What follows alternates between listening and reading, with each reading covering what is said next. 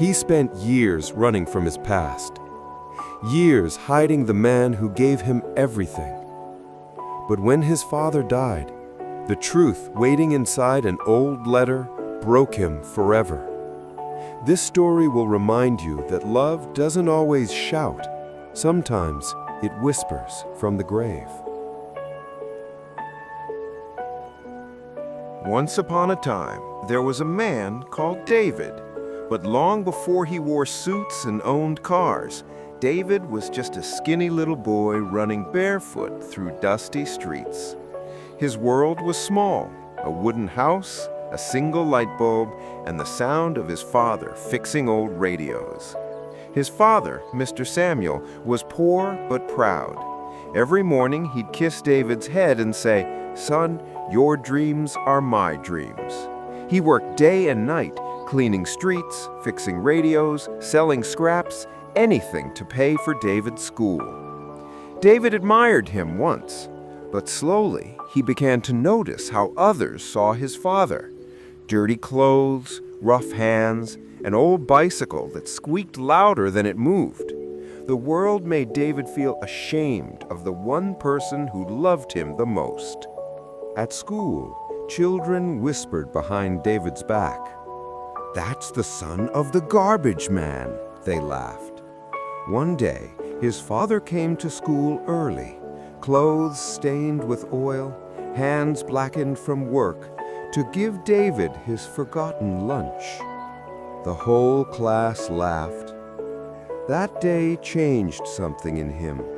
He refused to walk home with his father again. He began to hide.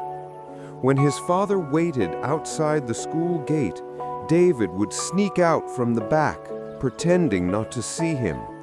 And every night his father waited, smiling, thinking maybe his boy had stayed late to study. At 16, David made himself a silent promise. "I will leave this life behind.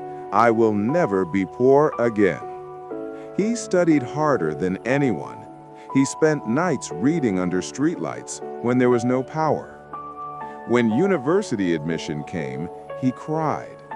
Not because he was happy, but because he could finally leave the life he hated. His father borrowed money, sold his old tools, and gave David his last savings. "This is all I have, son," he said, smiling. David nodded without much emotion. Deep inside, he thought, "One day I'll repay you, maybe." But years later, he would learn that some debts can never be repaid, only mourned. The city changed David. He learned to dress sharp, talk smooth, and chase success. He got his first job at a company, and within years climbed to the top. The village, the poverty, the memories all became distant shadows. When his father called, he would answer briefly, "Dad, I'm busy. I'll call you back." But he never did. His father continued to write letters, long, warm letters full of hope and love, but David left them unopened. He told himself he was too busy. The truth? He was too proud. One afternoon, years later, Mr. Samuel arrived in the city unannounced. He wore his best shirt and carried a small food basket, the same meal David loved as a boy. He waited at the reception of David's company for hours, smiling, asking politely if he could see his son. When David saw him through the glass, his heart raced with shame. "What will my colleagues think?" he thought. So he told the receptionist to say, "Tell him I'm not in." His father waited till evening, then quietly left, leaving the food on the counter with a note. "Maybe you can eat this later, son." After that day, silence became their only language. His father never called again. No more letters, no more visits. David felt relief at first, then emptiness.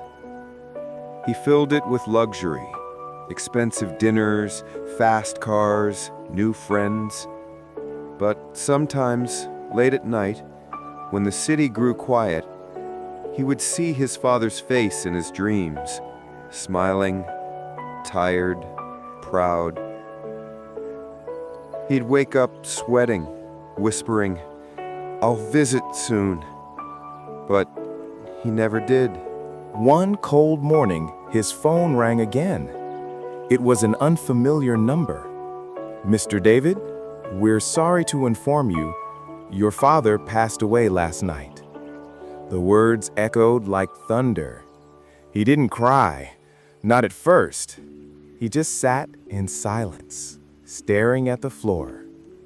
His world, built on pride, finally collapsed. David returned to the village after 15 years. The road seemed smaller, the trees thinner. The air smelled the same, like dust and memories.